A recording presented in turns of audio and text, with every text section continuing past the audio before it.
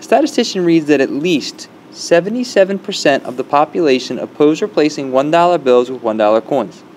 To see if this claim is valid, the statistician selects a sample of 80 people and found that 55 were opposed to replacing the $1 bills. At a 1% significance, test the claim that at least 77% are opposed to the change. We have to set up our null and our alternative here. When you think of the word at least, you're thinking greater than or equal to. Since the equal sign is connected to this, this has to be my null hypothesis, because remember, my null always has to have the equals. Feel free to put the greater than or equal to, or just put equal to. It doesn't make a difference. But that means my alternative, because it has to be the opposite of this now, has to be the leftover, has to be the less than 0.77. Which means when I set this up, it's going to be a one-sided test, and the rejection region is going to be on the far left-hand side. At 1% significance, 0.01 for the area, all proportions are z-tests. So when I put this in the inverse norm, I'm going to get a critical value of negative 2.58. I go over to my formula.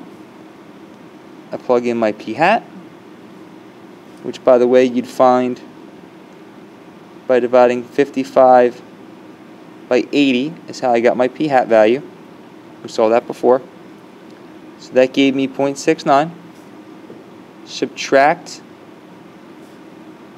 the p-value, the 0.77. Your standard error, which is 0.77, times my q, which is the complement of the 0.77, so 0.23 over 80. Remember, to find this number, I just do 1 minus 0.77.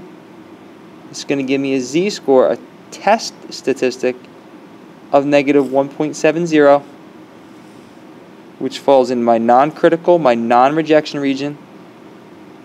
So we're going to fail to reject the null, which means our data supports the idea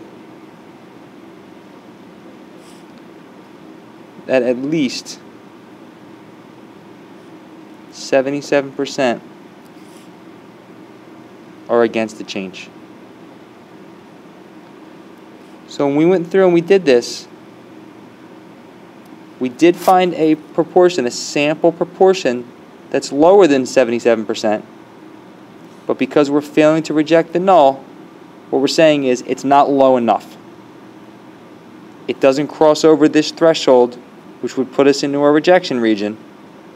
So this information does support that at least 77%, or at least doesn't give me enough information to disprove it.